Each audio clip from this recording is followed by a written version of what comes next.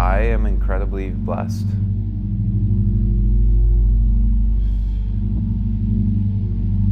The hardest part of my day,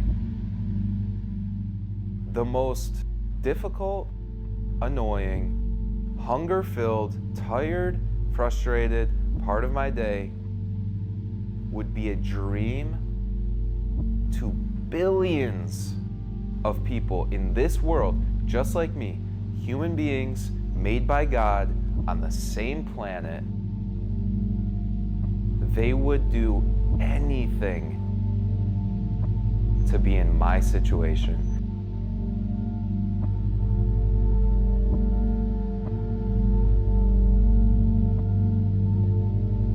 There's always a million things to do. So when a negative thought comes by, I just say a quick prayer. I just kind of talk with God. I just say, listen, I know you got me. I trust you. And then the most important thing is you need to get out of your head. Figure out what your actionables are and make the next move. All right, so having a shoe which is good for cardio for you is very, very important. I use these Hokas, super light, wide. I got wide ass feet, so pretty much just leave them here. Switch over shoes so the treadmill stays clean. And yeah, right now we're rocking with 10-degree incline. And then we usually start about 2.4 speed. And then within the first 5 to 7 minutes, we'll get that rocking up to 3. Keep it pushing till 45 minutes is up. I do this fasted, a good way to start the day to get that much movement in. I feel like inertia is very much so a real thing. So when you start your day with like fasted cardio, you kind of just move more. Your heart rate's a little bit up, overall a lot warmer, more ready for the day. So usually I'll wake up, drink loads of water, have an espresso, run through my poses, and then I come here and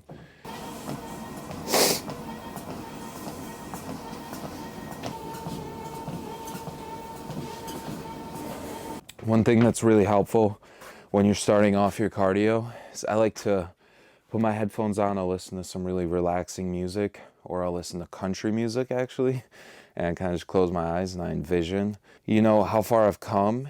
I envision where I was at mentally and physically before prep. You know, it just reinforces that I never want to go back to that place.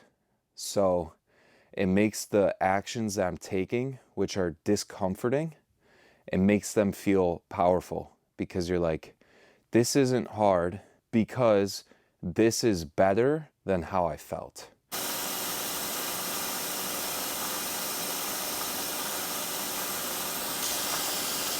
All right, y'all, this is a pretty raw fucking morning routine because I woke up approximately 7 minutes before Keegan arrived today. So pretty much just gonna run you through what I'm doing on a daily basis. Mornings are definitely my favorite time of the day.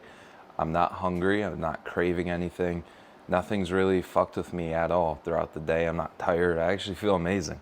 I fucking love mornings. So let me show you guys what my routine is and how I'm optimizing these best hours of my day.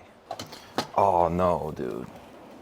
We're out of the Peet's Coffee. If you've ever been to California and you've been to a Peet's Coffee shop, like, you fucking know this shit is the best. I'll come down, I'll go through my stretching, go through some posing. Sometimes I film it. If I'm feeling really dry and I want like a cheat meal or something, I'll send it to my coach. I'll be like, hey, look at me, new low. And then he doesn't give me a cheat meal, but like, it's fine. And then my morning really fucking starts, and this is where it gets fun. So first thing we gotta do is we gotta get the fresh aroma of coffee in the air. So boom, coffee. The worst part about coffee is you gotta redo all this shit. Don't show the garbage, it's nasty. Stop.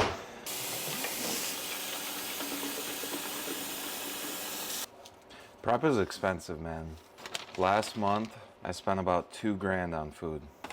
And most of the reason for that is because Health and the way I feel is pretty much my job.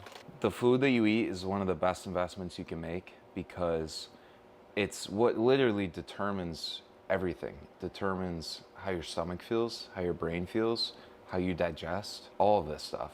A lot of chicken breast, people will think they're buying it for $3 a pound, but that chicken breast includes rib meat. Rib meat is very hard on the digestional system. So you think you're buying chicken breasts really cheap, but you're actually, the price is getting conflated because there's just more weight on the bone. There's more weight on the chicken breast because of this shitty rib meat. So if you can either cut it off or buy chicken without the rib meat, your digestion will improve just like that. A lot of things about prep that I would see people say, I'd be like, that's such bullshit. I'm never gonna do that. Mustard. I used to hate, bro, I loathed mustard for my entire life. I hop on prep and mustard is fucking insane. It genuinely tastes like you're cheating on your diet. And I saw somebody else say this shit and I was like, fucking mustard, bro. Nah, dude, trust me when I say, you put mustard on chicken and fucking asparagus and that's all you get to eat. Amazing. Fucking money, bro. So we're filming this on Tuesday. I actually just got potatoes last week for meal one, which I'm super, super happy about because 200 grams of rice is about like that much, but 200 grams of potatoes, since there's a lot more volume, you get to eat a lot more potatoes. So I'm feeling much more full and it's a lot slower digesting. So I couldn't eat potatoes, for example, post-workout because it's gonna like, my stomach's, it's just gonna be too like bloating. But for breakfast, man, it makes me feel really good. And it's definitely been like a nice refresh to the diet to have these potatoes in there. No adjustments were made this week. The only adjustment I've had since I wanna say second week of January was I had Rice Krispies taken out. And other than that, we've been cruising at about 2,800 calories. 28 to 3,000 on training days, and then on my rest days I'm doing about 17 to 1,800. So the rest days you really feel the fat leaving your body, and it's a very strange feeling. Sometimes you'll get caught with like nausea or dizziness, or like overall you feel very, very fatigued, like you can't walk up the steps, and then you something clicks and you're like, this is where the fat loss is happening.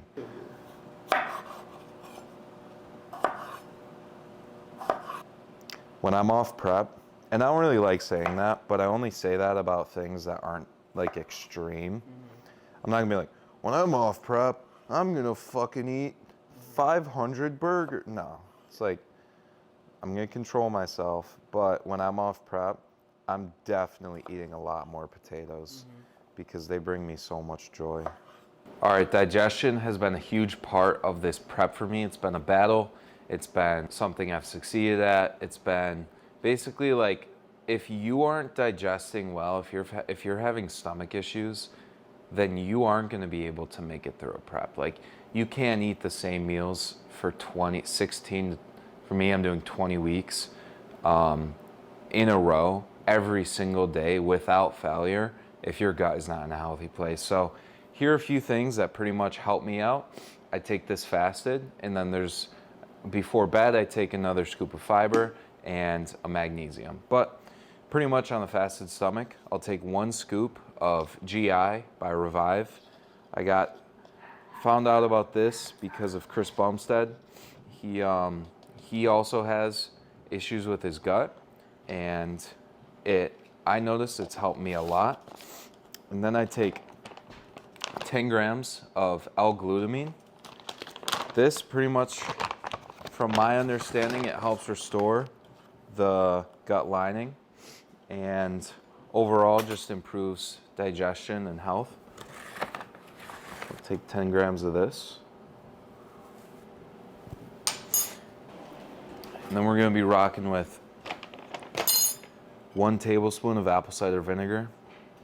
I don't know why, but you have to get it with the mother. See that? It basically just means that they take whatever, they ferment it, becomes vinegar, and it has the thing that they use to blah, blah, blah, whatever. It's just something you take because you take it, okay? Don't ask any questions. Boom.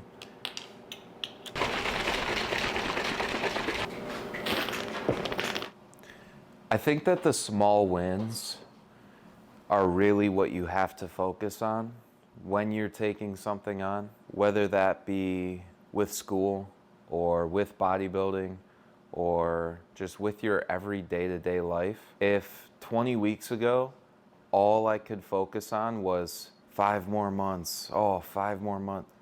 Or if you're doing school and all you can focus on is, I have 4 more years of college, 3 more years of high school, that's gonna feel like staring at the peak and you're saying, it's just too much to get there because where I'm at right now is pretty difficult.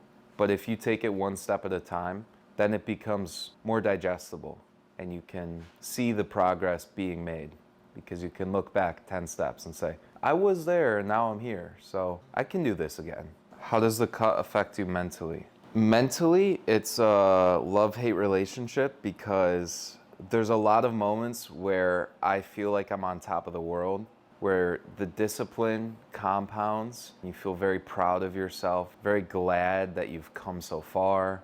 But with that comes a lot of pain mentally, just feeling like you're hungry, you're tired, you've had a long day, you have no patience. The biggest thing is you get no break. If you're having a terrible day as a regular person, you can go home, drink a beer, eat some pizza, use some type of vice or some type of comfort to move on and just say, today's over, but I just get to have this. But if you have a bad day as a bodybuilder, still gotta eat that chicken and greens with no carbs. You know, you feel like shit, there's work that needs to be done. There's no break. It's 25/8. You just don't get to stop, you don't get to slow down, you don't get to make excuses, you don't get to change something about your food, and then food can become your whole fucking reality. So mentally it is very tough. As far as like a physical aspect, if the mental wasn't a part of it, then this would be beyond easy. You would just do it and that would be it, and you would live your life normally.